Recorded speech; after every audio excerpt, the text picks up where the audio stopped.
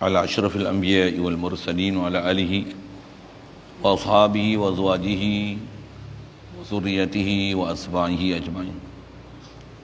سبحانك لا علم لنا إلا ما علمتنا إنك أنت العليم الحكيم. لا حول ولا قوة إلا بالله العلي العظيم. رب اشرح لي صدري ويسر لي أمري واحلل عقدة من لساني يفقهوا قولي. اللهم افتح علينا بفتوح العارفين بك. اللهم اجعلنا من الذين يستمعون القول فيتبعون أحسنه. اللهم علمنا مما جهلنا وانفعنا بما علمتنا وزدنا علما نافعا يا رب العالمين. ربي أعوذ بك من همزات الشياطين وأعوذ بك ربي أن يهدرون وأعوذ نفسي بالله العلي العظيم. بسم الله ما شاء الله لا يسلك الخير إلا الله. بسم الله ما شاء الله لا يصرف السوء إلا الله. بسم الله ما شاء الله ما كان من نعمة فمن الله. بسم الله ما شاء الله لا حول ولا قوة إلا بالله. Itu muka surat 12. Kata Musannif rahimahullah ta'ala, anak-anak yang dikasihi, lihatlah sendiri dalam hawi itu sehingga berjumpa hikmah Nabi SAW tidak menambahkan amalan pada bulan Rabi'ul Awal ialah kerana kasih sayang dengan umatnya, iaitu takut Allah Ta'ala mewajibkan di atas umatnya, maka jadi masyaqqah. Tetapi isyarat ia kepada kelebihan itu bulan dengan katanya. InsyaAllah kita nak sambung masih bicara mengenai Maulidi Rasul, sambutan, perayaan, apa saja kita nak menunjukkan kegembiraan, keseronokan, nak menunjukkan ta'zim dan membesar dan memuliakan kedudukan Nabi kita Muhammad sallallahu alaihi wasallam sebagai afdalul mursalin, dia afdalul khalqi, seafdal makhluk. Memang ada isyarat, suruhan dan amalan ulama-ulama kita dulu berkenaan pekerjaan maulud ini. Maulid apa kita bicara tadi. Seterusnya dia nak sedikit lagi membicarakan di situ, kata dia anak-anak yang dikasihi,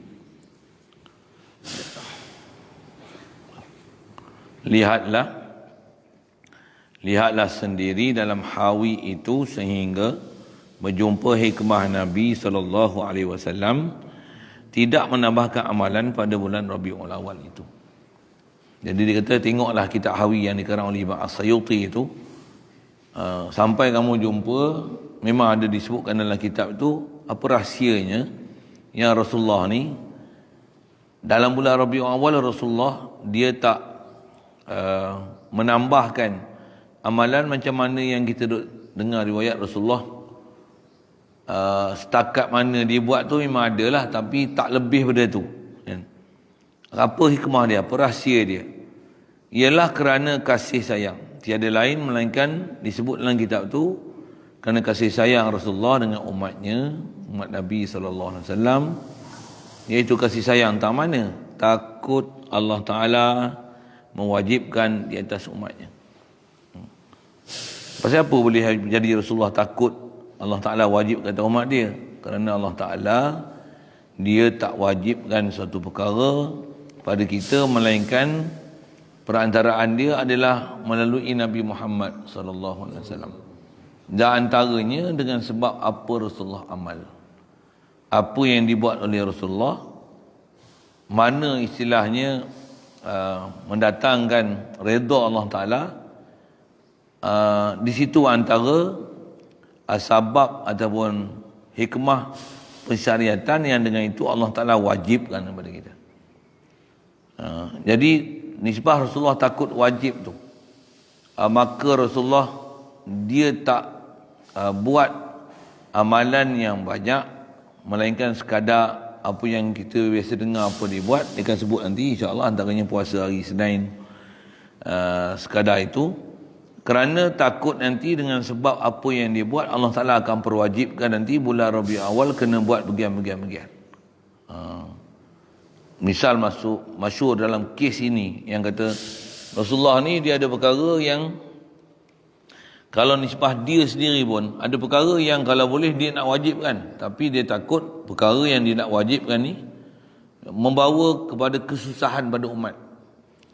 Dia tinggalkan perkara tu ataupun dia tak wajibkan perkara tu. Antaranya masyhur dalam hadis berkenaan siwak. Rasulullah kata, "Laula an asyqa ala ummati la amartuhum bisiwaki inda kulli salah."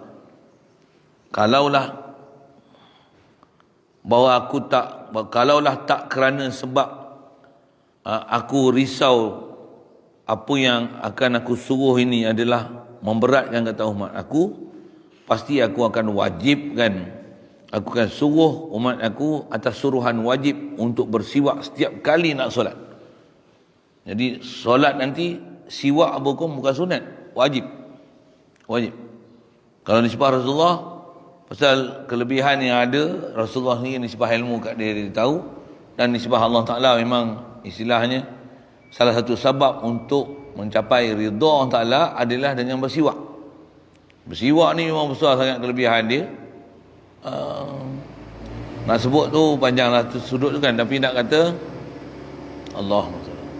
Rasulullah di atas dia takut dengan sebab mewajibkan siwak ni boleh memberatkan kata umat, maka dia tak suruh sebagai suruhan wajib, tapi ada suruhan sebagai suruhan sunat. Itu yang kekal kat kita. Ulama ambil faham daripada hadis-hadis Nabi, apa amalan Rasulullah, dia tahap sunat, tak ada jadi wajib. Jadi wajib pun tiada lain melainkan antaranya sebabnya nazar. Wajib atas aku bersiwak setiap kali nak solat, baru jadi wajib. Ada pun hukum asal siwak tetap sunat. Jadi antara yang Rasulullah tak wajibkan tu pasal apa? Pasal dia takut jadi berat atas umat dia. Banyak perkara kalau ikut ada kes-kes yang Rasulullah dia takut tu pasal takut Allah Ta'ala akan wajibkan. Antaranya sebut juga mengenai masalah Rasulullah ni dia tak buat khasnya depan sahabat berjemaah khasnya, itulah sembahyang tarawih. Rasulullah kalau ikut riwayat Rasulullah pernah sembahyang tarawih kerana sahabat hanya berapa malam pula tu, ada berapa malam pula dia hanya sembahyang beberapa rakaat, lepas tu dia balik rumah sembahyang seorang. Bukan tak pernah jemaah langsung, tapi dia takut lebih Ramadan ni besar, fadilat besar sangat. Pasal solat sunat dapat macam hukum solat fardu. Kalau ikut dia, memang baguslah semua datang tak. Tapi oleh kerana dia takut Allah Ta'ala akan fardukan qiyamul lail bulan Ramadan, maka Rasulullah tak turun sembahyang jemaah. Para sahabat bertunggu supaya tak sembahyang jemaah tarawih maksudnya tu. Rasulullah tak turun berjemaah tarawih, bahkan yang turun bermalam je. Kalau ikut riwayat macam tu, yang lain semua Rasulullah sembahyang seorang diri di rumah, dan tarawih tu tak 20, tapi dia tak buat berjemaah tu. Takut nanti orang Ta'ala akan perwajibkan sembahyang tarawih 20 rakaat dalam keadaan berjemaah. Pasal persyariatan dia takkan berlaku melainkan perantaranya Nabi SAW. Bahkan kita pun dapat hukumnya, macam mana ulama istinbat hukum daripada sabdaan Nabi, perbuatan Nabi, mana boleh jadi wajib, jadi sunat, harus, haram, makruh, khilaf aula, makruh, tahrim, tanzih tu. Tak ada apa satu hukum pun yang berlaku kat kita ni, melainkan semuanya berdasarkan apa yang berlaku pada Nabi SAW, yang dengan itu kerana itu jadi wajib, dengan sebab itu jadi sunat. Ada sunat muakkad, ada ghairu muakkad. Semuanya tafsilan itu, tu huraian tu ambil daripada sabdaan dan perbuatan Nabi SAW.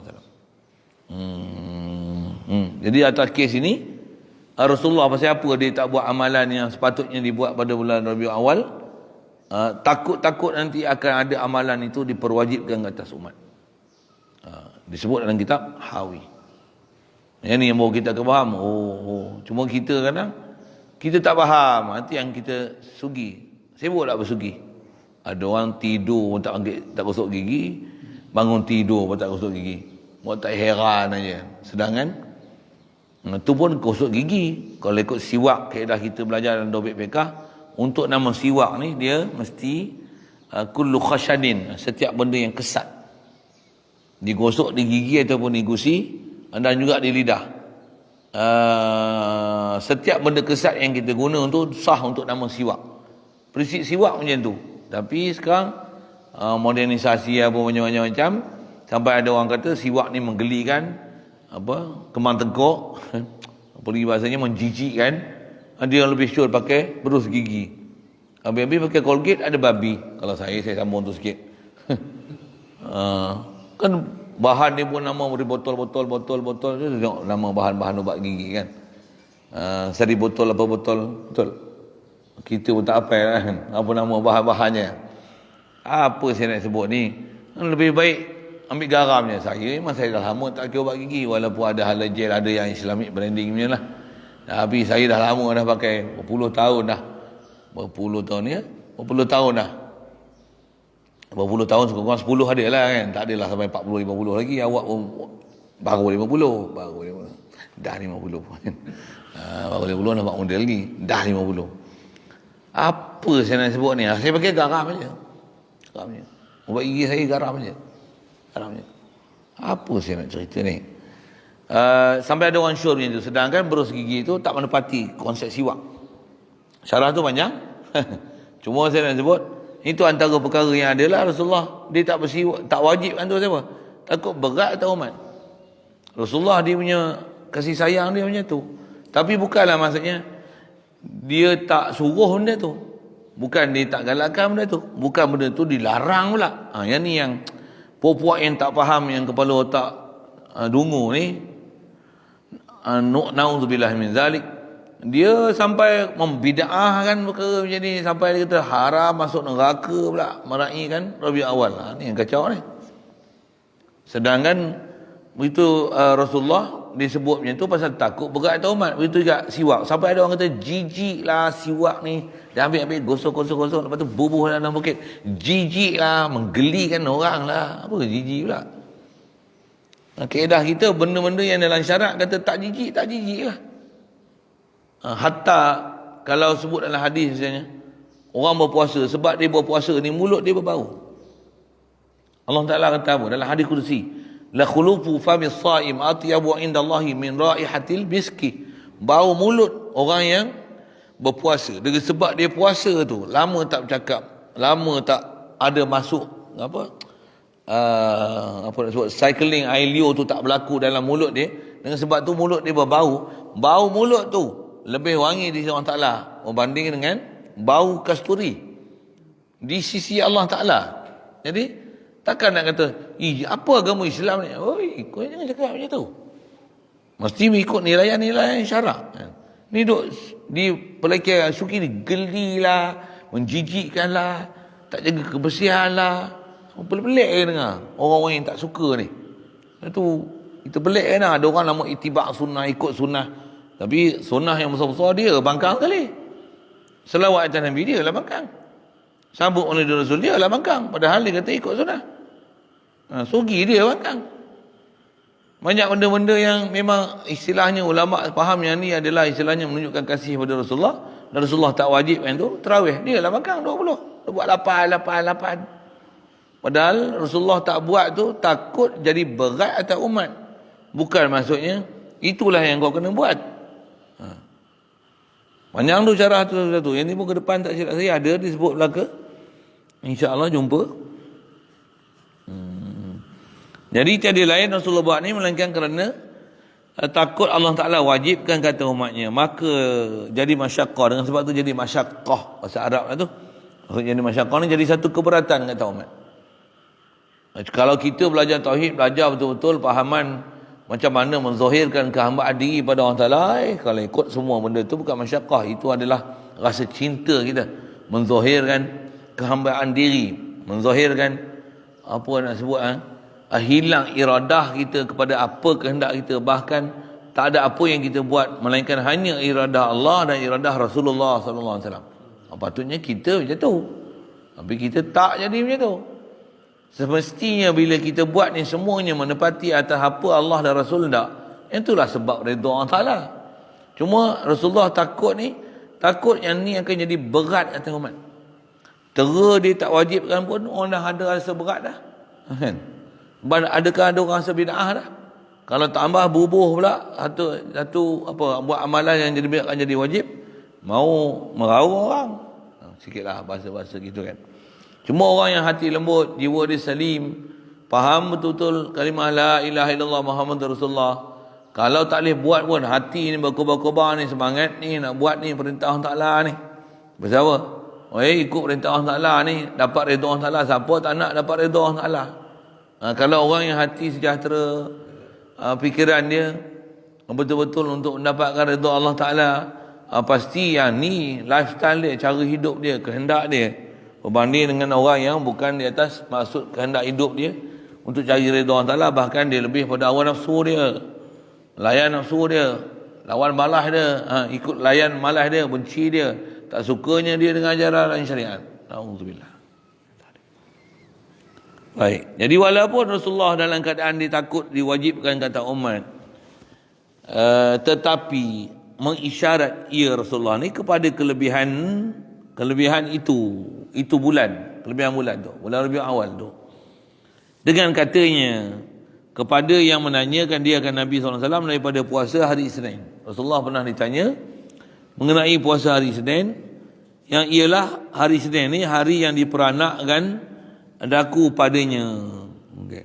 Rasulullah bila dijawab, itu jawapan yang Rasulullah beri. Di bawah nombor 1 tu ada tulis hadisnya. Ialah hari yang diperanakkan daku padanya, maka mulia hari itu mengandung bagi mulia itu bulan. Hadis tu kata dia, su'ila an sawmi yaumil isnin. Rasulullah ni su'ila sallallahu alaihi wasallam an sawmi yaumil isnin. Rasulullah ditanya berkenaan puasa hari Isnin, macam mana hukum dia dan kenapa kau puasa ya Rasulullah, puasa hari Isnin ni ngapa? Faqala, kata Rasulullah, zalika yaumun wulidtu tu kawlita. Faqala, kata Rasulullah, zalika yaumun wulidtu fihi, bawah adalah kat nota kaki tu, itu adalah hari Isnin tu adalah yauma, zalika yaumu wulidtu, pada hari itu adalah hari yang wulidtu, aku dilahirkan, fihi pada yaum, wa yaumu yub'atsu au unzila alayya fihi, ataupun hari Isnin juga ialah hari yang akan aku dibangkitkan daripada kubur, au unzila alayya fihi, ataupun itu adalah hari yang diturunkan Quran ke atas aku pada hari tersebut. Jadi disebut au tu maksudnya ada riwayat.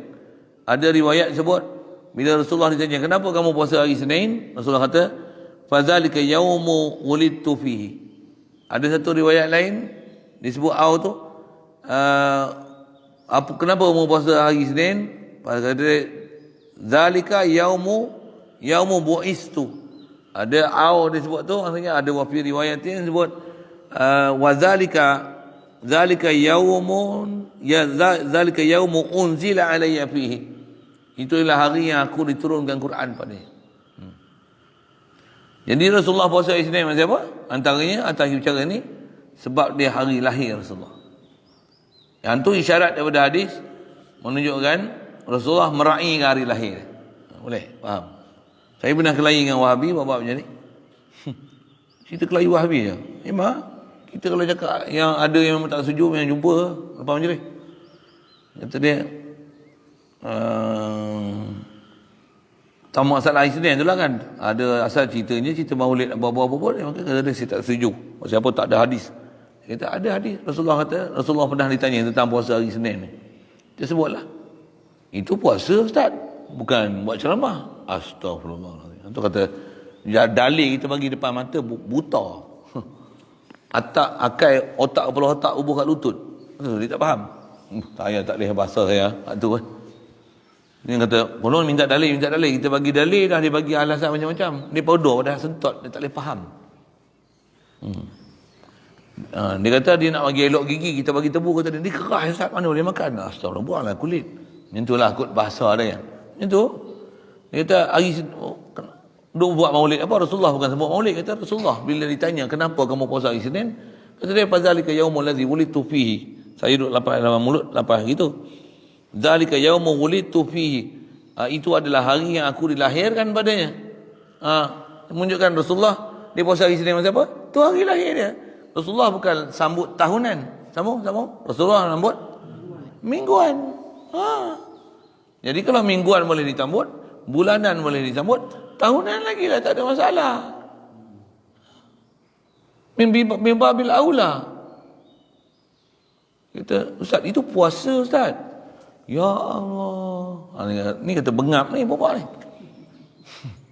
Dia tak ada ayat lain nak berbual. Hadanallah ila siratil mustaqim. Aduh.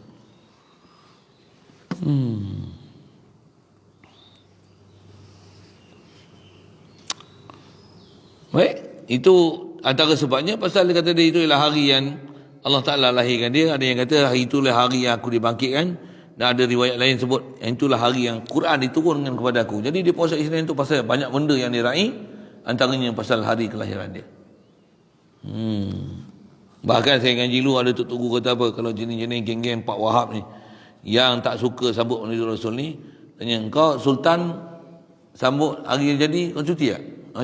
Cuti pula kau ya. Tak bid'ah ke? Sebut kat sultan bid'ah nak, aku nak dengar. Hari jadi kau macam mana? Buat apa sedih? Hari jadi mak kau, mak kau kacau lah tanya mak kan. Hari bini kau ada tak? Ada buat anniversary hari kahwinan apa?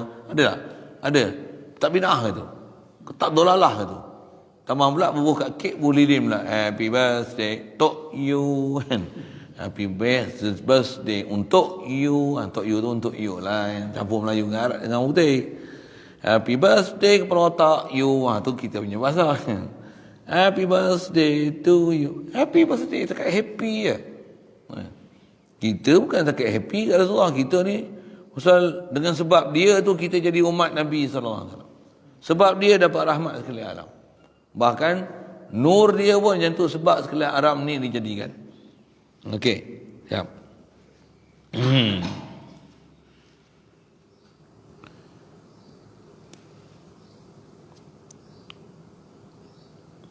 Dengan beda sana.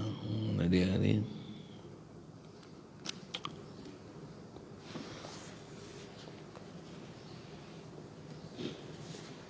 Maka mulia hari itu mengandungi bagi mulia itu bulan. Jadi mulianya hari itu, dengan itu mulialah bulan itu. Kan Rasulullah dilahir hari Isnin, Isnin tu bulan Rabiul Awal, maka bulan Rabiul Awal jadi mulialah. Sampai Rasulullah pun kata dia apa? Arab jadi mulia siapa? Pasal laku Arab. Quran Arab. Tak ingat tu lagi.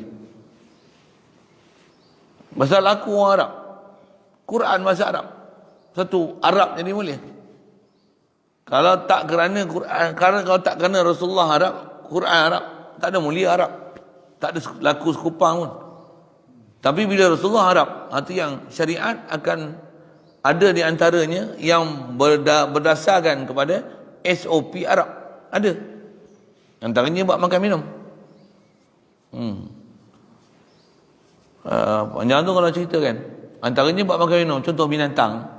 Binatang apa boleh makan, binatang apa tak boleh makan. Ada yang memang ada nas, jelas lah, tak payah syarah lah tu. Kalau binatang tak ada nas, tambah binatang tu tak ada pula ciri-ciri yang menyebabkan dia ni ada ciri makan, tak boleh makan. Antara nas tu, gajah tak boleh makan, rimau, singa.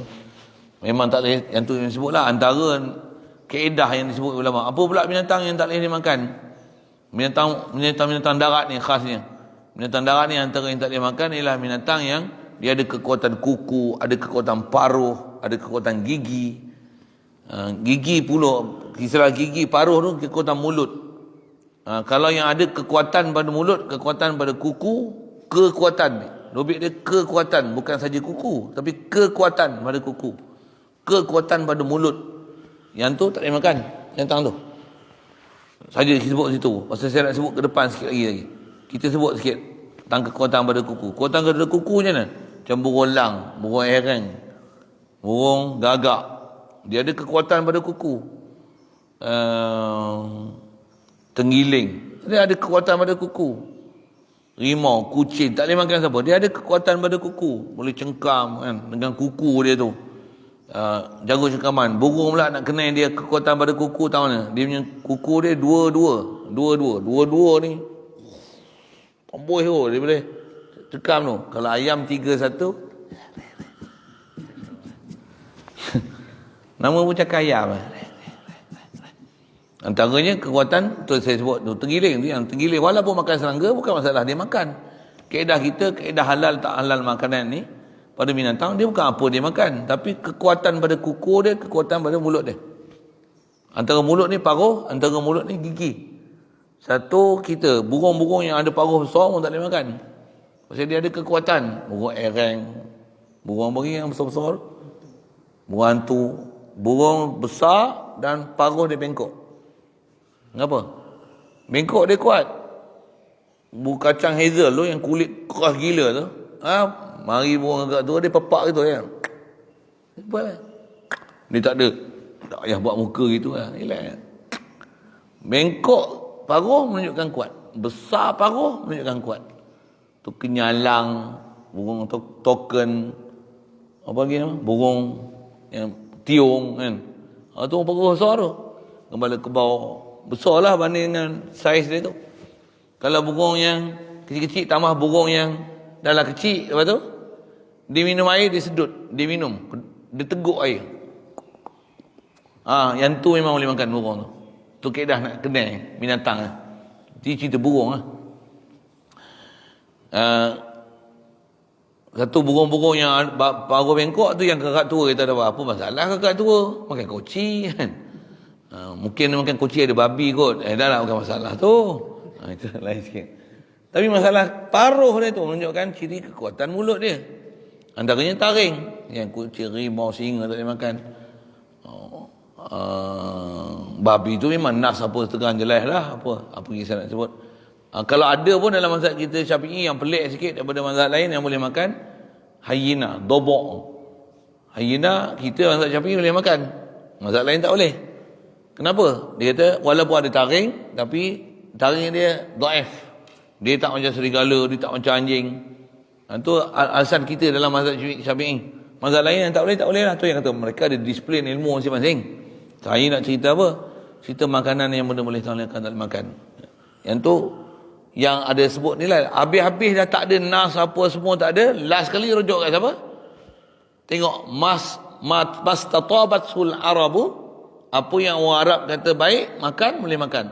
Arab kata tak boleh makan, tak boleh makan. Selepas apa yang nas yang ada, selepas qawaid yang telah disebut, last kali tengok apa kebiasaan orang Arab. Dob, Arab makan. Arab Quraisy tak makan. Dia tak kira Arab Quraisy. Dia terpulak tak kira Arab Badui. Arab Badui habis semua ular sawa ni makan. Tak pula syariat kepada Arab Quraisy. Yang Quraisy tak makan dob, antaranya Rasulullah tak makan dob. Tapi dia tak pernah larang makan dob. Jadi dia kena tengok Arab yang pertengahan. Taklah golongan bangsawan, tak pula golongan di tepi jalanan. Boleh faham saya jawab apa? Itu soal kenguru ni kan.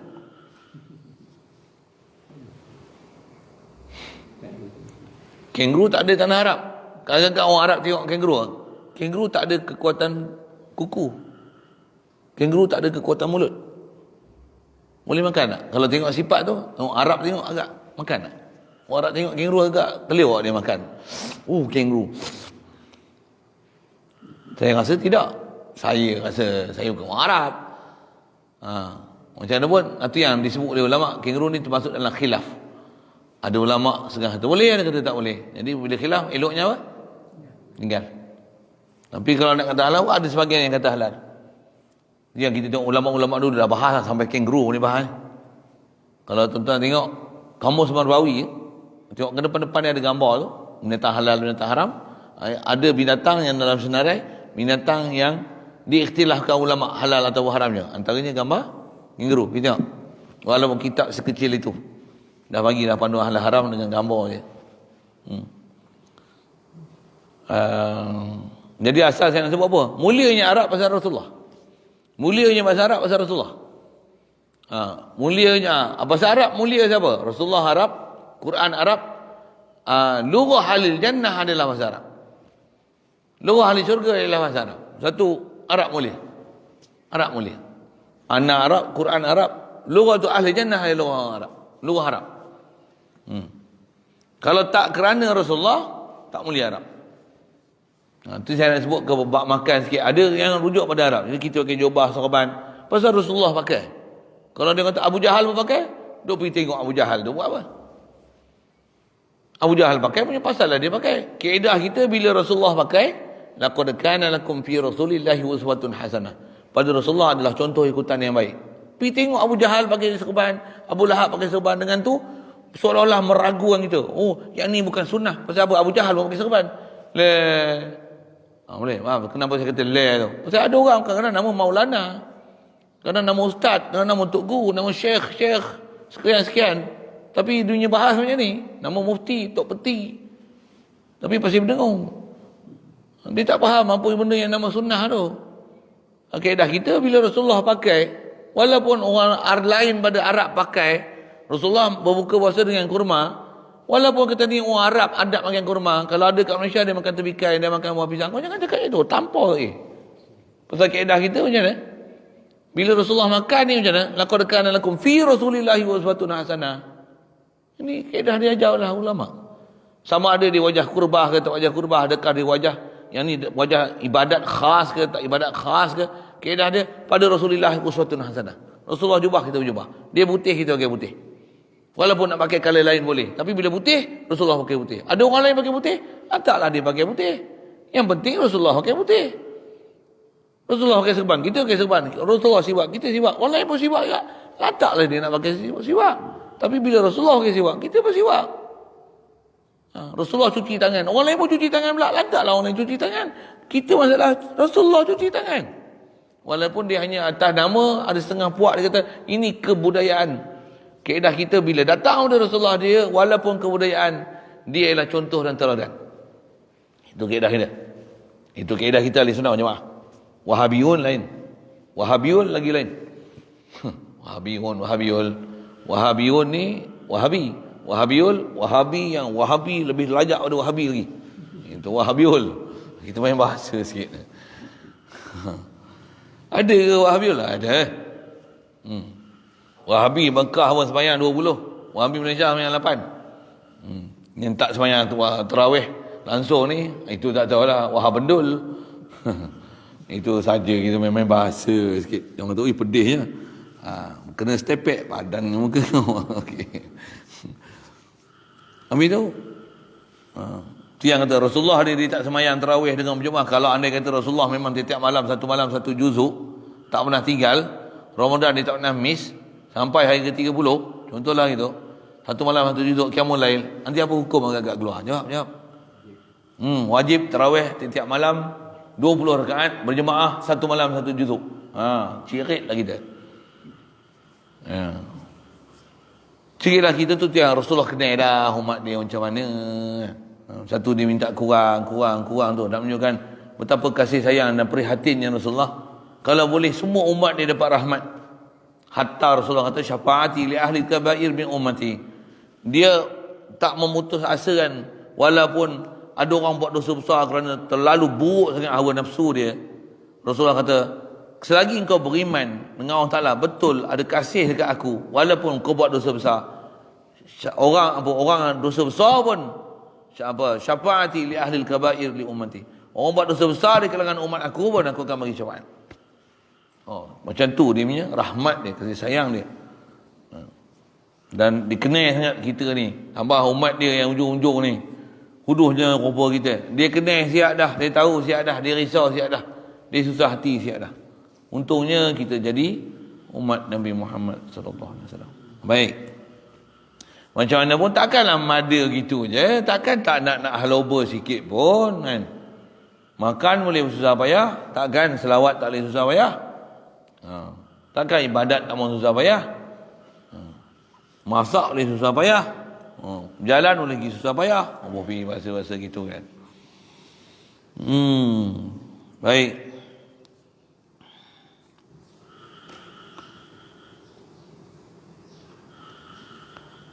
Tetapi syarat bahawa kemuliaan itu. Jadi kemuliaan hari itu mengandungi bahawa mulia bulan. Maksudnya hari Senin bulan Rabiul Awal menunjukkan Rabiul Awal pun jadi mulia dengan sebab hari lahir Rasulullah adalah pada bulan Rabiul Awal. Hari asal Isnin, Isnin itu Rabiul Awal, maka bulan pun jadi mulia. Satu saya syarah ke Arab tadi.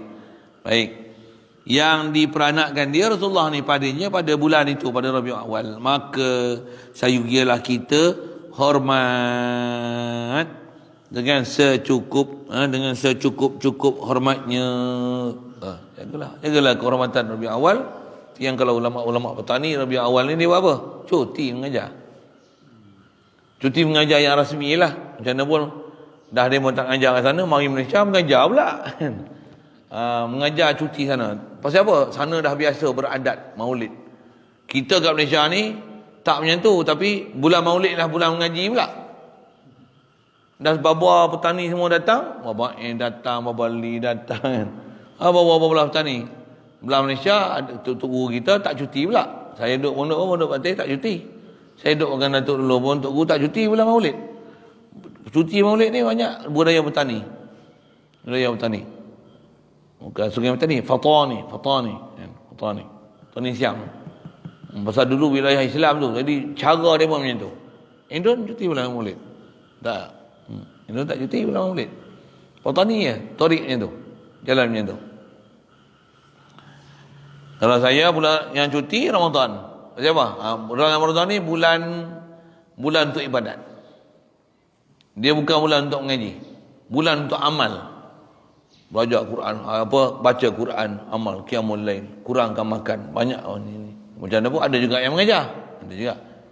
Saya sendiri pun masa duduk mengaji dulu, antara yang banyak mengajar juga bulan puasa. Bulan puasa banyak mengajar.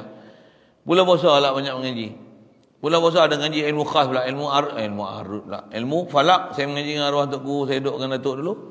Ilmu falak, ngaji rubuk mujayyab untuk belajar macam mana nak tatbik dengan pakai jam sekarang, nak kira jam zawaliyah, ghurubiyah apa tu. Ngaji falak bulan puasa. Bulan puasa bulan mengaji. Masuk je bulan puasa ingat ngaji falak. Masuk je bulan puasa ngaji falak. Saya pergi India lain pula. Bulan puasa bulan tarbiyah. Masing-masing tempat dia ada budaya dia. Dia ada cara masing-masing. Satu bulan puasa kita cadang ni, yang ke depan ni nak duduk sini, nak bulan tarbiyah.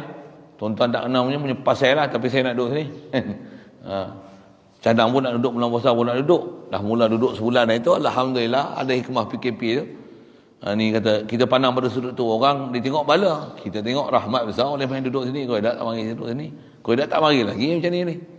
Duduk macam biasa lagi lah. Tapi dah biasa duduk tu, tambah pula ni, susun satu-satu tu pun semua Allah Ta'ala yang mudahkan. Kita merancang, dia menentu. Alhamdulillah, perancangan dia adalah sebaik-baik perancangan. Kita turut je, cuma balik rujuk ke dia, pandanglah sesuatu ada hikmah dan rahsia. Takkan Allah Ta'ala jadi dengan sia-sia. Kita orang beriman macam tu kan. Baik. Jadi sayugia untuk kita ni hormat dengan secukup-cukup hormatnya. Adapun berdiri tatkala disebutkan beranaknya, dilahirkannya Nabi SAW pada kisah-kisah maulid, itu pun kata dia setengah daripada bagai untuk membesarkan Nabi SAW juga. Kedah sebut Rasulullah dilahirkan pakat bangun. Yang ni pun sebahagian daripada menunjukkan kita nak mengagung dan membesar dan memuliakan Nabi SAW. Lihatlah kata dia keterangannya dalam kitab Al-Intisar, Intisarul I'tisam bagi Syekh Muhammad Ali Al-Maliki, dari muka surat 9 hingga muka surat 14. Banyak muka surat ke tu 5 muka surat ni. Cerita apa? Cerita tentang hukum berdiri tu. Atau kita tengok ulama-ulama mutabar yang faham dalam perjalanan batin untuk menunjukkan membesar dan memuliakan seorang macam mana, kita akan faham perjalanan ni. Atau kalau kita tengok puak-puak yang jenis kepala otak kat lutut tu, saya tak tahu bahasa, saya bubuh bahasa tu lah, minta maaf lah bahasa saya nak bubuh tu. Siapa terasa bertobat lah kau. Bubuh kepala otak kat lutut. Maksudnya apa? Nak bubuh Sayyidina pun dia tak bagi. Kalau dia lah ada doktor, kita panggil, oi. Kalau nama dia siapa? Dolah, oi Dolah. Tak ada hormat dia. Doktor tu. Oh, bukan main. Kena buat doktor kat dia. Kat Nabi Muhammad, Allahumma salli ala Muhammad, Allahumma salli ala Sayyidina Muhammad. Bid'ah. Nabi pun ajar apa? Sallu. Kamu selawatlah macam mana aku selawat. Apa dia? Allahumma salli ala Muhammad. Rasulullah pun suruh Allahumma salli ala Muhammad aja. Tak ada Sayyidina. Elah, hujah bodoh. Memang bodoh tu saya kata kalau tak berlutut. Kan? Dia kena kita duduk sebelah kena berlutut dengan dia kot. Kan? Hantar sikit. Pasal kalau tak dia berlutut. Tak faham. Rasulullah takkan dia nak katakanlah Allahumma salli ala Sayyidina Muhammad. Oh, Rasulullah bukan orang macam tu. Kamu katalah, ya Allah berikanlah selawat dan salam atas penghulu kami Nabi Muhammad. Kalau orang tanya saya, nama awak siapa? Nama saya Rozaini. Takkan kalau ada pangkat saya ke depan tu, saya Tuan yang teramat mulia Datuk Seri lepas tu Tan Sri Paduka Datuk Maharaja Lela, bubuh pangkat-pangkat saya semua saya bubuh Ahmad Rozaini. Muka tak malu, sila sebut. Dia buat nama tu. Saya orang panggil Mat. Padahal tu. Takkan kita perkenal diri, kita sebut nama pangkat-pangkat kita. Saya yang mulia, teramat, Datuk Menteri, yang berhormat. Datuk Paduka, Timbalan Menteri, Menteri Agama. Itu. Apa gitu. Rasulullah takkan dia kata Allahumma salli ala Sayyidina wa Nabiyina wa Habibina wa Syafi'ina. Takkan dia nak gitu. Muhammad. Takkan dia kata gitu. Allahumma salli ala Muhammad. Ana Muhammad. Man anta? Ana Muhammad. Cukup lah. Dia cakap ana. Tapi jangan tak tahu Rasulullah pernah juga sabda, ana sayyidu waladi Adam. Maksudnya bukan sentiasa disebut satu hadis ya. Allahumma salli ala Muhammad, dia juga pernah sebut, orang yang sama pernah sebut ana sayyidu waladi Adam. Jadi maksudnya dia juga membahasakan bahasa dia sayyid. Jadi Wahabi yang kepala otak kat lutut ni, dia tengok satu hadis tu ya. Hadis nak tegakkan benar masalah dia. Hadis untuk yang macam mana kita ambil ada Sayyidina ni, dia tak pandang langsung, dia campak parit, dia jijak-jijaknya. Dikentutnya, diciritkannya. Yang tu mereka punya pembahasan tak adil. Mereka bukan ahli bahas pun, mereka bukan ahli istibat pun, bukan ahli hadis pun. Mereka orang yang tak suka dengan Rasulullah. Oh, kasar ayat tu. Kalau suka takkan rupa gitu. Diri demo apa bubuh nama Datuk inilah, Datuk Paduka, Datuk apa Tan Sri apa, bubuh nama macam-macam. Doktor apa semua kan. Ahli majlis fatwa bubuh nama gelaran macam-macam. Kat Rasulullah bubuh Sayyidina tak boleh. Boleh lah kau. Boleh. Saya tak boleh geram sikit lah sebut itu kan. Geram kita tu bukan geram apa? Geram kenapa kat Rasulullah dia orang tak pandang macam tu? Mungkin kan ada apa, komplikasi dalaman kot kan. Komplikasi dalaman ni akidah lah. Engkau beriman apa dengan Rasulullah macam ni?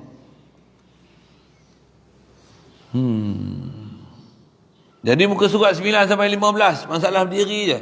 Serta dalil ia dengan hadis-hadis, antaranya hadis Al-Baihaqi pada cerita Aisyah radhiyallahu taala anha daripada kelakuan Sayyidatina Fatimah. Kelakuan Sayyidah Fatimah ni siapa? Anak Rasulullah sallallahu alaihi wasallam apabila masuk ia ke majlis Nabi sallallahu alaihi wasallam, mengucap Nabi akan marhaban. Anak dia datang. Anak dia pula bukan sebarang anak. Siapa Sayyidatina Fatimah ni? Dia Sayyidatun Nisa kan. Salah seorang daripada 4 orang perempuan yang jadi ketua orang perempuan akhirat esok. Sayyidina Aisyah, Sayyidatina Maryam. Aisyah masuk ya, lupa Fatimah, Maryam, Asia, Khadijah. Ya, lupa pula 4 tu. Arba'atun nisa ni. Allahumma salli wa sallim ala Asia, Maryam, Fatimah. Ada bantuan? Ya orang tak bisa dengar.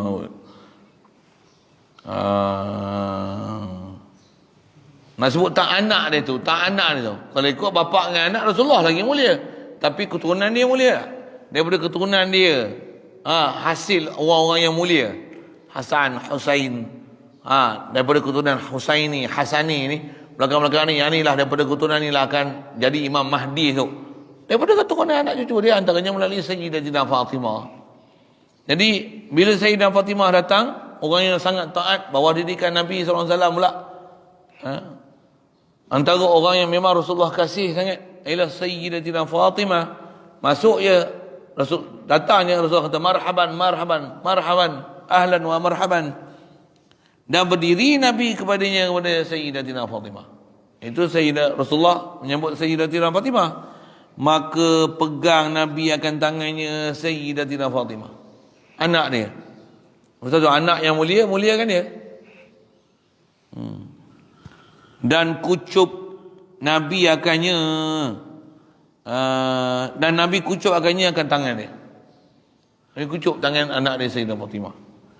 Dan penduduk Nabi akannya akan Sayyidatina Fatimah pada majlisnya, pada tempat duduk Nabi. Tempat duduk Rasulullah bagi anak dia perempuan, anak perempuan dia Sayyidatina Fatimah duduk.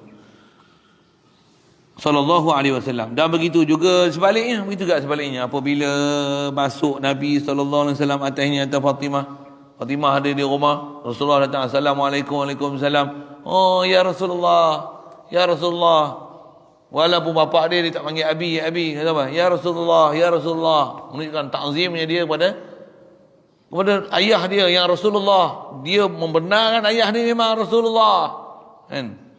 Marhaban, kan? Lepas tu Fatimah masuknya atas Nabi sallallahu alaihi wasallam atasnya, marhaban Fatimah dengan Nabi. Maksudnya Sayyidah Fatimah ucapkan marhaban, marhaban ya Abi, marhaban ya Rasulullah. Dan pegang ia Sayyidah Fatimah akan tangan Nabi. Ayah dia pegang serta kucup ia Sayyidah Fatimah akannya akan tangan Nabi SAW. Ini cerita-cerita yang kita jangan dengar lah. Jangan dengar tu Wahabi gunakan ni. Dia tunjuk hero dia kan. Ni dia apa? Ini Ultraman lah. Oh, dia pangkahnya. Bid'ah. Bid'ah. Bid'ah. Kita bagi balik. Kita Ultraman tak pasal cerita pangkah tu kan. Habis cerita tu. Dia pangkahnya kita. Cerita macam ni mengelepar dia. Kita pun kadang memang tak mengaji hadis apa pun. Ada ulama kita dah bahas siap dah, ambil dah. Ulama-ulama kita buat selalunya bukan sebarang. Ada tempat dalil-dalil dia. Ada kaedah dia, ada konsep dia, ada hati dan perasaan. Ada memang lagi jaga syariat lebih pada kita lagi. Dan menolak oleh Syekh Ali Maliki disebut ni, akan dia menolak, dia membangkang orang-orang yang berkata dengan khususiah bagi Nabi sallallahu alaihi wasallam. Ada orang kata hadis ini khususiat untuk Nabi. Ada pula. Itu kalau kita tengok orang yang memang faham perjalanan siapa yang mulia yang patut dimuliakan ni, masya-Allah. Kita akan faham macam mana ajaran Islam, ajaran Nabi sallallahu alaihi wasallam pada kita. Orang yang memang mulia memang patut kena muliakan. Saya tak ingat siapa dia cerita Orang Azmi dia cerita. Yang pergi beli jubah, lepas tu beli orang tu orang Pakistan. Bila beli baju pakaian jubah, orang tu anak dia tanya anak dia hafiz ni, ngaji hafiz. Tengok nama kita. Ni ngaji ni, ngaji tahfiz. Beli jubah beli tu, dia tak bagi anak dia bawa, bagi kat bapak dia. Bapak dia tak hafiz, bapak dia hapus. Hapus tu maksudnya tak hafiz lah, bukan hafal Quran. Kalau hafiz pun nama dia hafiz, macam ustaz ni, nama dia hafiz, walaupun tak hafiz. Itu kita main nama sikit. Dia tak bagi budak hafiz Quran tu bawa. Siapa? Bukan sebarang orang ni. Siapa? Ni orang mulia ni. Walaupun bapak satu sudut mulia sebagai bapak, yang ni mulia Quran. Bapak kena jaga anak pasal anak mulia dengan sebab Quran. Anak kena jaga bapak pasal tu bapak dia. Boleh faham? Rasulullah muliakan Sayyidah Fatimah pasal dia salah seorang daripada Sayyidatun Nisa pada hari kiamat. Sayyidah Fatimah pasal ni ayah dia, ni Rasulullah, di afdalul khalqi. Orang faham perjalanan ni memang macam tu cara hidup dia. Kita yang tak faham ni, jangan. Dekat pinggang kita, kau tak tahu aku siapa. Dia nak dia dimuliakan. Dia tak muliakan siapa yang sepatutnya dia kena muliakan. Kalau kita jumpa tok guru yang memang faham perjalanan mau mulia dan dimulia ni, sama-sama tok guru, yang ni buat hormat orang ni, yang ni macam berkelahi pula. Orang ni nak hormat ni, orang ni tak nak hormat ni, orang ni alah dengan ni, orang ni alah dengan ni. Kadang-kadang ada yang mengalah, ada yang memang saling hormat, menghormati sama-sama lain. Kita nampak satu orang kata interaksi yang sangat mulia. Masya-Allah. Masya-Allah.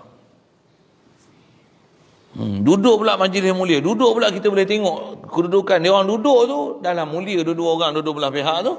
Kita boleh tengok mulianya mereka dalam keadaan tak lalai, sentiasa duduk berzikir. Ada yang baca Quran, ada yang bersolawat. Duduk saja, duduk dalam majlis tu. Dia tak duduk dalam keadaan lalai langsung. Yang ni kita tengok duduk salam, cium tangan apa, buat majlis. Belengsek. Baik. Tutup guru kita tak ada, duduk jumpa sembang. Masya-Allah. Tak ada apa sembang, tanya, buat apa? Ni madrasah ada berapa orang pelajar? Masya-Allah. Berapa orang pelajar lah keluar? Berapa orang yang lulus? Berapa banyak orang masuk Islam? Berapa orang duk ikut dalam ni? Sembang agama je. Sembang tu. Kalau tak ada apa nak sembang pun, kita boleh tengok dua-dua keadaan tu. Dia orang ada fikir, dia orang ada sibuk, dia orang ada syughul. Tak selawat pun, tak baca Quran pun, zikir. Boleh tengok guru kita. Saya sebut guru saya macam tu. Guru saya macam tu. Dia tak duduk saja. Kita duduk saja lalai. Dia duduk saja tu. Walaupun duduk dengan kita. Kita kena sibuk pada belah, baca Quran. Apa satu hal lah. Dia duduk dalam majlis tu. Dia ra'i kita. Kalau tak ada apa-apa pun, kita boleh tengok. Dia akan sibuk. Dia ada benda dia buat. Dia ada benda dia buat. Dia kena saja. Kita buat juga. Kita benda lalai. Dia dalam keadaan sentiasa zikrullah. Ni orang-orang yang memang mulia di sisi Allah Ta'ala. Ya Allah. Allah maja'alna minhum. Jadi ada orang kata dia tak nak pakai hadis ni. Dia kata yang ni khususiat bagi Rasulullah, kata dia, dengan Sayyidah Fatimah. Keduanya tidak ada dalil, kata dia, pada hadis mengatakan khususiat itu. Mana dia ni? Tak kena, kata dia. Dan beberapa Fatimah dengan beberapa jalan. Dan bagi Fatimah dengan beberapa jalan. Ada kata itu. Pertamanya, mana saya baca ni ya. Dan menolak oleh Syekh tu. Menolak oleh Syekh Ali Al-Maliki akan orang yang berkata dengan khususiah. Kalau ada orang kata khususiah bagi Nabi dan bagi Sayyidah Fatimah dengan beberapa jalan. Okey. Pertama, dalil dia. Jalan nak menolak kalau ada orang kata yang ni adalah hadis khusus untuk Rasulullah dengan Sayyidah Fatimah. Pertamanya kata dia tidak menyebut seorang pun di kalangan ulama-ulama Islam kita pada jumlah segala khususiat. Pasal ada kitab khas kalau kita tengok karangan ulama, memang kat Rasulullah ni dia ada benda yang khas yang dipanggil khususiyatir Rasul. Benda-benda khas untuk Rasulullah. Ada ulama karang kitab khas untuk bicara apa di benda, apakah perkara yang dipanggil khususiyatir Rasulillah sallallahu alaihi wasallam. Apa benda khususiyah kat Rasulullah? Memang ada. Tapi yang ni bukan. Tak ada seorang pun sebut yang ni bangun ucap marhaban, siapa yang orang mulia, pegang tangan, kucup tangan. Yang ni tak ada siapa pun kata sebut ini khususiat untuk Rasulullah. Tidak. Lagi. Yang keduanya, tidak ada dalil pada hadis yang mengatakan khususiah itu. Tak ada dalil pun kata khususiat. Rasulullah pun buat. Rasulullah pun orang mulia. Sayyidina Fatimah pun adalah orang yang mulia. Saling mulia memuliakan antara satu sama lain. Allah SWT. Saya ingat saya ngaji dengan Datuk kan. Tok Guru kata antara guru saya anak Tok Guru perempuan, Ustazah muda ada lagi. Tu tawalallahu umraha. Allah Taala panjang umur dia dalam kebajikan. Suami dia tu menantu Tok Guru lah, arwah Tok Guru. Daripada mula kahwin, ni dia yang cerita bukan saya. Daripada mula kahwin sampailah meninggal lah rasanya kan. Daripada mula kahwin, dia tak pernah panggil suami dia abang. Dia panggil suami dia ustaz. Pasal memang salah satu ustaz dia. Pasal dia anak Tok Guru satu hai. Dalam masa duduk mengajar kadang-kadang nak menantu Tok Guru lah sebelum tu jadi menantu lah lagi kan. Memang duduk mengaji dengan dia, ada hari yang dia mengajar. Duduk mengaji kan ni. Jadi memang guru dia. Dia tak pernah panggil suami dia ustaz. Dia panggil terbalik lah. Dia tak pernah panggil suami dia abang. Dia panggil ustaz. Pasal apa? Pasal rasa takzim dia pada suami dia. Bukan ta'zim sebagai suami satu hal. Ta'zim sebagai suami, suami pun suami, abang pun abang, ustaz pun ustaz, ustaz, abang lah umur tu Ustaz pun ustaz, suami pun suami, abang pun abang. 3 darjat kata dia. Dia sebut anak ni, kalau nanti kau bahasa dia. Anak ni, ni Ustaz Hashim Qamar ni. Dia kena guna bahasa itu. Ustaz Hashim Qamar ni suami dia lah. Anak tak pernah panggil dia abang. Dia cerita, bukan saya cerita ni. Bukan saya tengok kelaku dia orang, mana saya tahu. Dia kata. Anak nak panggil dia ustaz lah. Ustaz lah. Tapi itulah dalam cerita tu. Sampai suami dia kata, teringin juga sekali panggil lah abang. Ada ketika sampai macam tu. Nak juga panggil lah abang tu. Panggil lah sekali abang. Panggil jugalah, dah disuruh panggil katanya. Tapi masa lain tak gamak nak panggil abang. Maksud apa? Tak rasa macam abang. Bahkan ta'zim dia sebagai guru tu lagi besar daripada ta'zim dia sebagai suami. Dia orang yang ada, orang yang tahu siapa yang mulia tak mulia. Dia pula mulia kan isteri dia siapa? Jawab. Anak tok guru dia. Satu dia sampai sudah tak kahwin 2. Dia anak seorang . Adalah orang bagi dah anak seorang, ada orang bagi suggestion lah. Kahwin lah lagi. Orang kaya, menantu dia kaya, menantu tok guru ni kaya. Sawit dia tu Zakira lah. Dalam makan datuk ni, masya-Allah. Masa saya duduk dulu lah kan. Memang orang panggil haji kaya. Memang kaya tu. Masa saya mengajar tu, kereta dia kata, sejak aku pakai kereta sampai sekarang dah 27 biji kereta aku pakai. Saya baru 7. Dia dah 27. Masa tu umur dia berapa? 27 biji. Tu zaman dulu, zaman sekarang kot lah cepat-cepat tukar kereta kan. Saya yang dah jalan gitu, tapi saya pakai semua kereta buruk-buruk. Yang ni yang nampak upur baru sikit pun. Apa saya nak cerita? Dia mula yang tu, pasal yang tu adalah anak tok guru dia. Jadi bukan boleh buat lebih-lebih. Nak madu pun, melukakan hati. Berbahasa gitu kan. Melukakan hati anak tok guru macam melukakan hati tok guru. Tak madu sampai sudah. Kalau ikut duit ada je, kahwin 3 tambah 3 lagi tak apa, tapi takkan aku nak madukan anak tok guru. Masing-masing jaga kehormatan masing-masing. Masya-Allah. Tu dia tengok, kita faham perjalanan para ulama tok guru kita macam ni rupanya dia orang muamalah ya. Isteri jaga suami, yang ni guru dia, yang ni anak tok guru, masing hormati sama-sama lain. Ya Allah, ya Allah. Daulah kita kadang tak heran, tak tahu. Super member kita. Ya Allah, Allah. Tambah pula ya Allah. Satu saya kata tadi, orang yang kepala otak kat lutut ni dia mahu kan pakai. Na'udzubillah. Na'udzubillah min zalik. Ketiganya kata dia mendatangkan hadis Abi Sa'id Al-Khudri. Ketiganya kata dia Syekh Alwi Al-Maliki ni dalam kitab dia tu dia tulis, dia datangkan satu hadis Abi Sa'id Al-Khudri. Hadis riwayat daripada Abu Sa'id Al-Khudri, iaitu sabda Nabi SAW bagi Ansar. Ansar ni puak Madinah. Dia lah ahli Madinah yang beriman dengan Nabi SAW, yang menyambut kedatangan orang Muhajirin. Rasulullah kata apa? Qumu ila sayyidikum. Artinya berdirilah kamu kepada penghulu atau ketua kamu. Rasulullah pernah kata qumu ni kat siapa? Dekat orang-orang Ansar, orang ahli Madinah. Siapa dia? Rasulullah kata ni, sayyid kamu ni siapa? Ya, suruh berdiri ni iaitu kepada Sa'ad ibn Mu'az sebagai menyambut Sa'ad bin Mu'az. Pasal golongan Ansar pada masa tu ketua dia ialah Sa'ad bin Mu'az. Maka pada hadis ini menyuruh Nabi SAW akan Ansar itu takut kawan kita terpedaya atau terkena tipu. Jadi didatangkan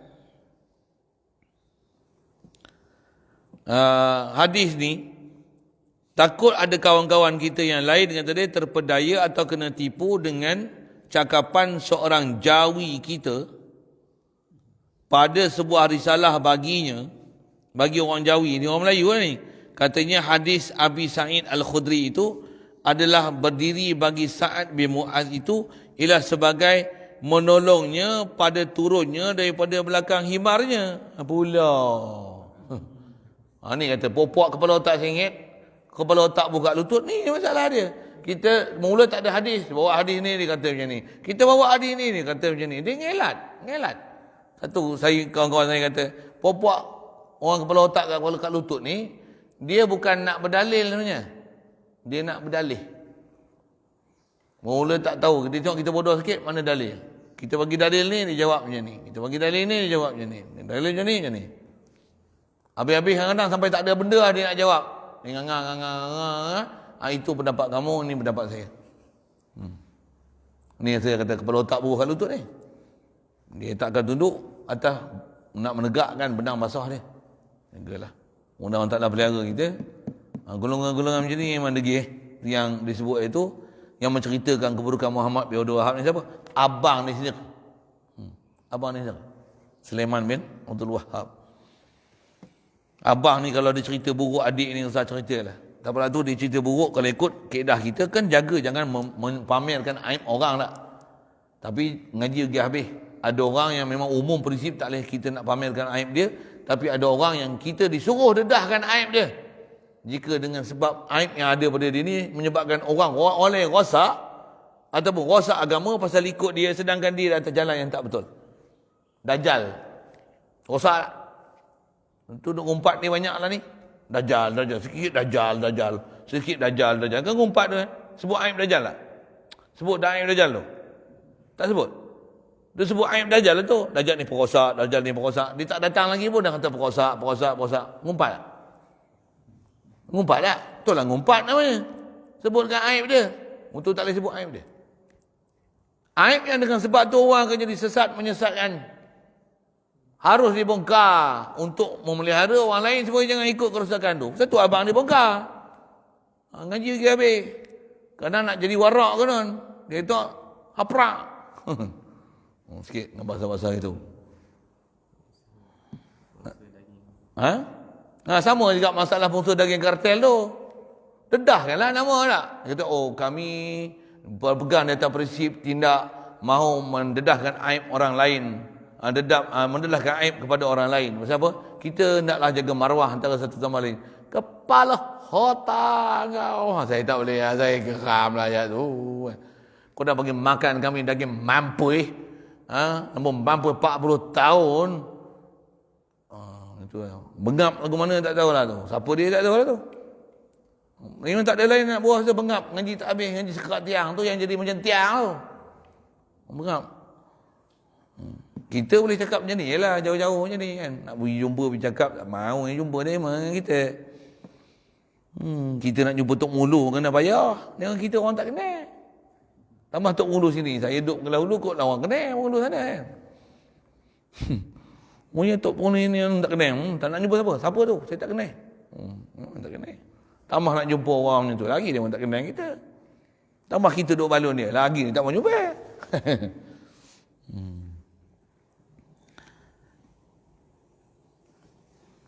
Jadi dia kata suruh berdiri pasal tolong turun daripada himarnya kerana ianya sakit dan luka pada hari perang Ahzab. Maka menolak Syekh Ali Al-Maliki itu dengan katanya kalaulah perkaranya seperti itu gak.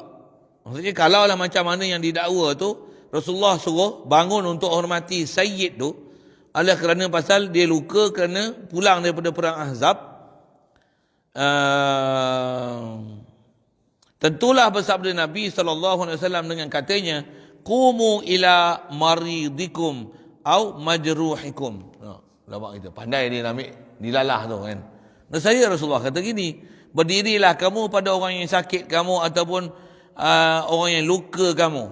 Bangunlah tolong orang luka tu. Tapi Rasulullah kata apa? Qumu disebut tadi ila sayyidikum. Qumu ila sayyidikum. Bukan qumu ila maridikum atau qumu ila majruhikum. Maka kesimpulan dia adalah Nabi SAW tidak berkata semacam itu. Jadi ialah diketahui kan kesimpulan dia, resolusi dia macam mana? Bahawa tuntut berdiri itu memang dituntut untuk berdiri kepada siapa yang sayyid kan. Sayyidul qawmi qadimuhum itu satu hal, tapi kaedah dia siapa yang memang mulia dan memang pula orang bertakwa, orang yang memang di sisi Allah Taala beriman dengan Allah Taala, beriman dengan Rasul, takwa pula tu, muliakan dia sebagai pemimpin, muliakan dia sebagai orang takwa.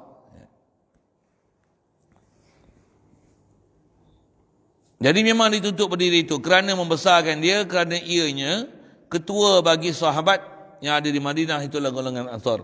Maka dapatlah mengertinya bagi kita bahawa berdiri bagi penghulu kita sekalian alam, bukan penghulu kaum, bukan penghulu Ansar, Nabi, penghulu sekalian alam, dia Sayyidul Alamin, terlebih utama.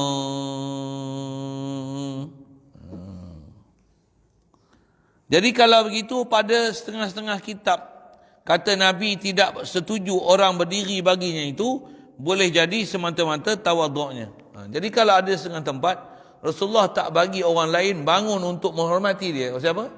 Tawaduknya. Memang perangai tutup guru kita macam ni. Kadang dia datang, kita bangun, kita duduk. Saya pergi dia jatuh. Kita memang syekh datang macam mana? Boleh? Dia daripada jauh lagi. Duduk jauh lagi. Dia tengok kita pakat bangun tu. Duduk. Dia bagi arah duduk siap. Siapa? Tahu tak dia? Dia tak nak dimulakan macam tu. Memang macam ni, dia belajar, dia ajar kat kita. Orang yang mulia dia ada adab dia, murid ada adab dia. Murid adab dia memuliakan guru. Guru dia tak mengharapkan orang lain memuliakan dia. Dan dia tak lapakkan orang lain untuk bangun untuk dia. Bahkan duduk. Aku tak ada apa. Aku insan biasa. Ana basyarum mislukum. Tok Nabi. Bukan disebut ana basyarum mislukum supaya kita iktikad, alah Nabi pun orang biasa aja. Oh, bukan macam tu. Tawaduknya dia, ana basyarum mislukum yuha ilayya. Tapi dia apa? Jangan lupa dia juga ana sayyidu walad Adam. Ana sayyidu waladi Adam. Oh, ya.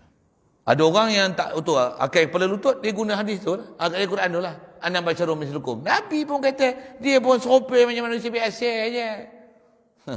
Yamshuna fil aswaq, ya'kulu ta'am, wa yamshuna fil aswaq, makan makanan, pergi berjalan kat pasar, serupa macam manusia biasa.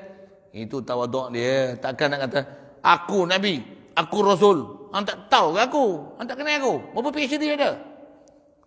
Nabi bukan macam tu.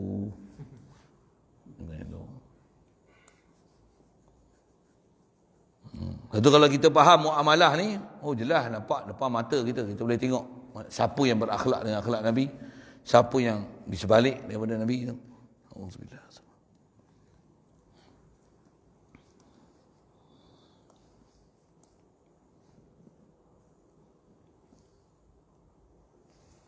Jadi yang Rasulullah tak setuju ada orang berdiri, itu pasal tawaduk Rasulullah juga, yakni merendah dirinya juga, seperti masalah bersalawat akan Nabi SAW dengan katanya, bila Rasulullah ditanya, macam mana kami nak selawat atas kamu?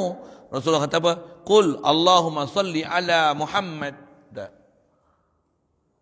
Takkan dia kata Allahumma salli ala Sayyidina Muhammad. Takkan dia nak kata itu.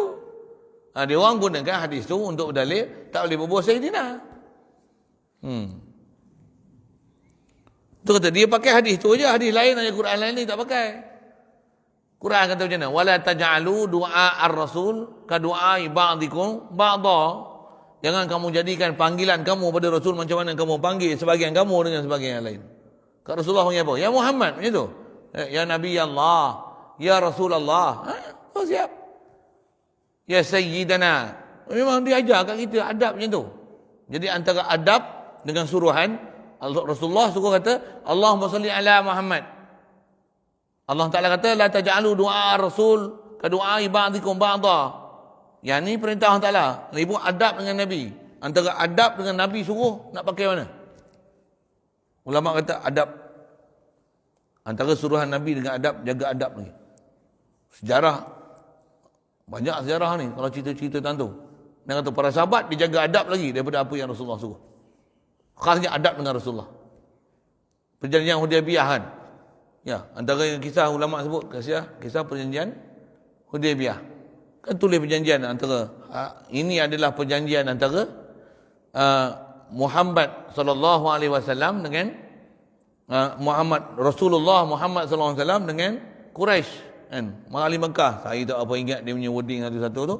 Jadi tulislah wakil Rasulullah menulis perjanjian Hudaybiyah tu. Dalam surat yang ditulis oleh pihak Rasulullah ni ditulis, inilah perjanjian antara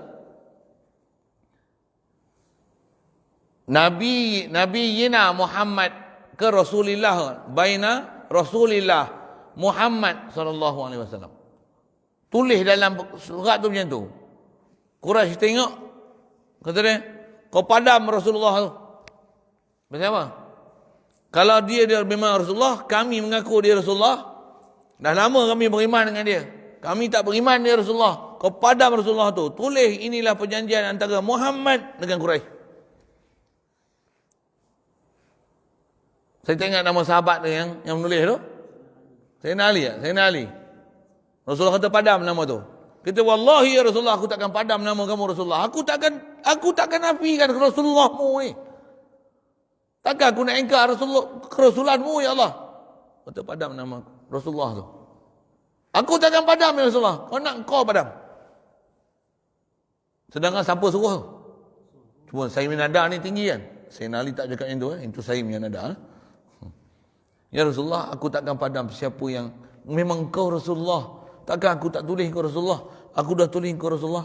Takkan aku padam perkataan Rasulullah ni. Aku takkan padam ya Rasulullah. Kalau nak padam, dia suruh dia padam.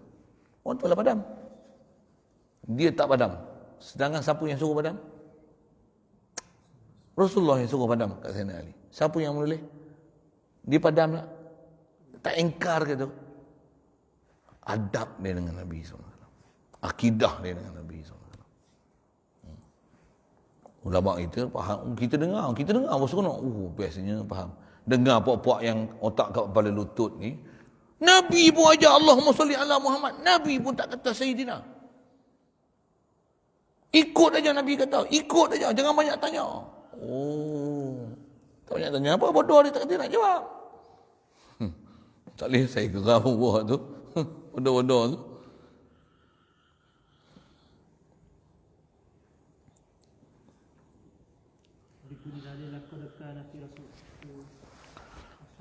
Oh pandai situ pakai laqad kana lakum fi Rasulillah. Tak kucing hang. Yang pakai jubah ni tak ikut Rasulullah, duk kata Abu Jahal pula pakai jubah sorban. Tampak begitu kata dia orang ni. Talam dua muka. Tani muzabdib baina zalik la ilaha ulai wa la ilaha ula. Ke sana pun tak, ke sini pun tak. Apa dia? Dia nak ikut nafsu dia.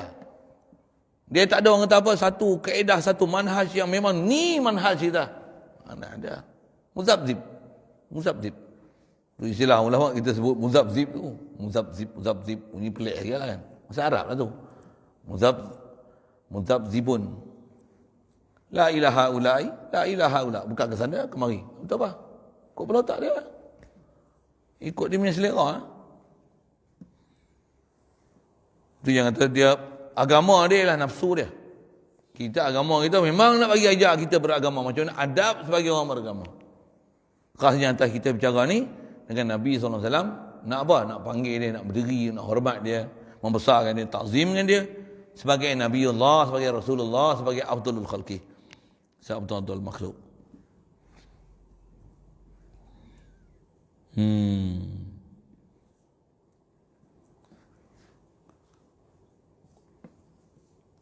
Seperti mana masalah berselawat dengan kata Nabi Allahumma salli ala Muhammad jua. Dan lagi kata Syekh Ali itu pada muka surat 12.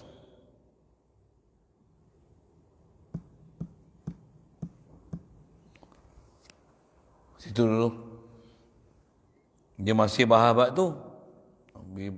Melarat sangat. Panjangnya tu. Ada sikit. Biar dululah. Situ dulu. Sambung nanti dia kata dan lagi berkata Syekh Ali itu pada muka surat 12. Ada soal? Syekh Fatimah. Dengan beberapa jalan tak maksudnya beberapa. Ada berapa wajah kata yang ni bukan khususiat. Ada orang yang menolakkan perbuatan Rasulullah, pegang tangan Sayyidah Fatimah tu kan, kata marhaban, cium tangan anak dia. Bapak cium tangan anak, anak cium tangan bapak, memang tak heran. Tapi bapak cium tangan anak ni, berapa banyak mak pegang tangan anak? Ada? Ada, apa masalah? Tu baby, betul, baby apa pasal ni? Ni mak baby, tapi mak baby dengan baby mana lagi mulia? Kalau mak baby satu dia tak ada dosa. Mak baby, kalau mak baby tu macam Sayyidah Fatimah. Kalau mak baby yang rambut gerbang tak tutup tu, tak okey. So, Sayyidah Fatimah bukan gitu. Anak Rasulullah weh. Anak-anak Rasulullah pun dengan Rasulullah kata apa? Lau saraqat Fatimatu binti Muhammad laqata'tu yadaha. Oh. Maksudnya takwa, tapi dibuat misal, kalau Fatimah anak Muhammad, anak aku ni, kalau mencuri aku potong tangan. Nak menunjukkan tegas dia tak ada tolak ansur dengan benda-benda yang memang salah. Anak dia buat salah sekali pun, dia akan bertegas dengan hukum. Anak dia bukan buat salah mencuri itu, tapi dia sebut nama anak dia untuk ketegasan dia. Dan siapa yang mulia ialah mulia, siapa yang salah adalah salah di sisi dia. Jadi dia dah tegas dia macam tu. Kalau dia pegang tangan cium ni, maksud dia macam mana? Ui, anak dia kenal siapa anak dia. Kita kan, kita tak kenal kita pun, tak kenal pun anak kita siapa. Dia tak kenal itulah. Ada panduan-panduan disebut oleh ulama macam mana sepatutnya kita dengan anak-anak kita. Ini Bismillahirrahmanirrahim. Allahumma nawwir qulubana bi nuri hidayatika kama nawwartal arda bi nuri syamsika abadan abada bi rahmatika ya arhamar rahimin warzuqna fahaman nabiyyin wa hifzal mursalin wa ilhamal malaikatil muqarrabin wa sallim tasliman ala jamil anbiya'i wal mursalin walhamdulillah. Allahumma salli afdal salatin ala as'adi makhluqatika sayyidina Muhammad wa ala alihi wa sahbihi wa sallim adada ma'lumatika wa midada kalimatika kullama dzakaraka dzakirun wa ghafala an dzikrika al-ghafilun. Allahumma salli afdal salatin ala as'adi makhluqatika sayyidina Muhammad wa ala آله وصحبه وسلم عدد معلوماتك ومداد كلماتك كلما ذكرك الذاكرون وغفل عن ذكرك الغافلون. اللهم صل أفضل صلاة على أسأل مخلوقاتك سيدنا محمد وعلى آله وصحبه وسلم عدد معلوماتك ومداد كلماتك كلما ذكرك الذاكرون وغفل عن ذكرك